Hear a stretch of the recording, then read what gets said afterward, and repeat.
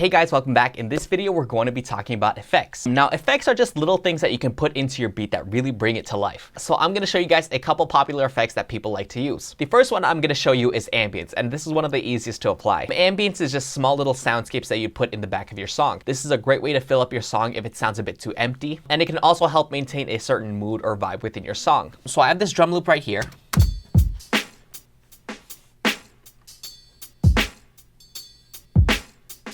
And I can just use some ambience to give it some color. So I can put in some vinyl and give it a nice old-timey sound.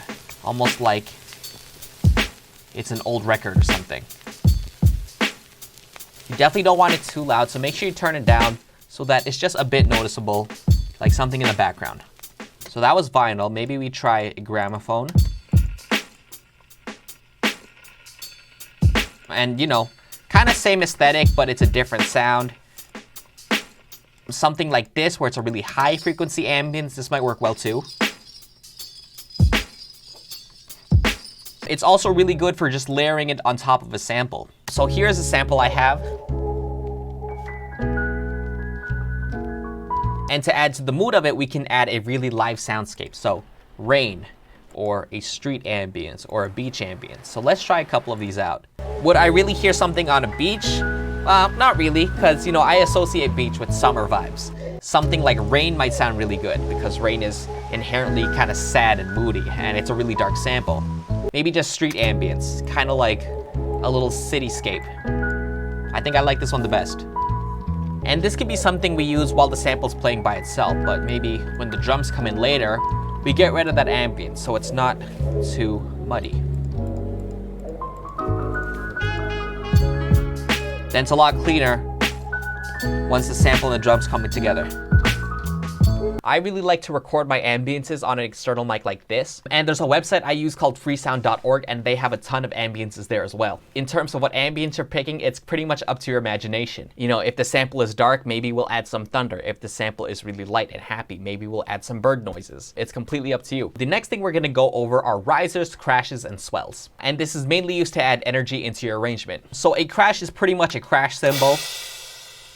It's very bright, it's very high energy, there's a really strong attack and a long tail. And crashes are good for really strong downbeats.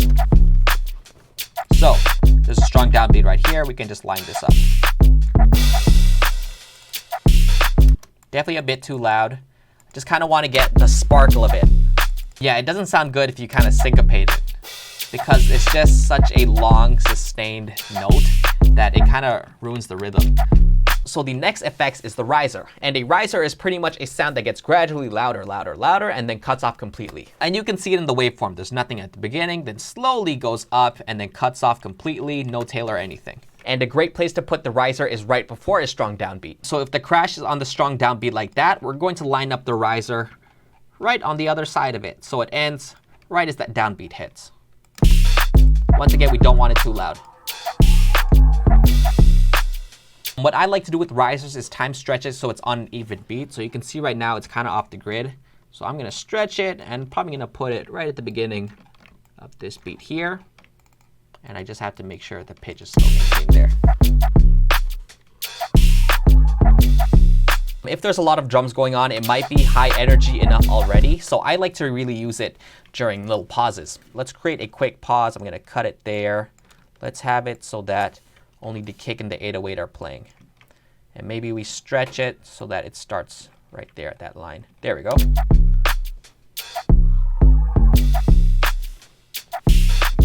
And a lot of risers have a different color to them. So this one is a bit more of a white noise, while the last one was kind of, you know, chorus spacey sounding. And you're pretty much picking which sound is best for the beat. I like the white noise one a lot better. And by the way, you can interchange your riser and your crash. So I can take the crash cymbal, make it reverse. Let me find the waveform. There it is. And I can have it act as a riser and do the exact same thing. Put it on the strong downbeat. I can take the riser, reverse that. And now it has a strong attack and a long tail. And now we kind of switch the places. That's cool too. Let me show you how I make risers that are really cohesive to your beat. So what I like to do is record all the high frequency drum sounds. So the 808 and the kick, that's not good, but the snare, the hi-hat, the clap, that's gonna be good. I'm going to export it so that it's in one file. Okay. And then I take it and I just add a lot of reverb to it. So let's give it there. And now it kind of mimics a riser. You can see that long tail like that. Put it back in my playlist, and all I'm gonna do is reverse it. And now we have a riser that I'm gonna cut off right there. And this is the exact same color as our snares. Stretch it properly. That sounds good. Another thing I like to do with the risers is put it right before the snare hits. So it's kind of like it swells into the snare, and I'm gonna shorten the decay time.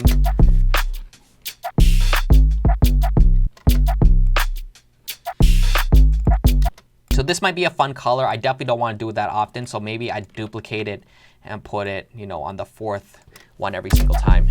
And a swell is pretty much just a combination of both. Here is a cymbal swell, and if I cut it in half, it looks like a riser and then a crash. And we're doing the exact same thing to it. We're putting it on strong downbeats. We can also create our own swells. We have the riser here, so we can make one reverse so that it rises, the other one crashes, put it together, and there is our swell. This is a tambourine swell. Might not be appropriate for these kind of drums, but maybe for something more live sounding. The rises and the crashes are pretty much the safest bet when it comes to effects. They're really basic sounds. It's pretty much just white noise, so there's not much color or character to them. So those are really clean options, but you can do a lot more colorful options. You can do something like a siren or a roar. For this one, definitely just trust your ear, because not all of these are gonna work well. Like, this is really too aggressive for this kind of beat, so that's not gonna work. Once again, it's a bit too aggressive. Maybe something like this.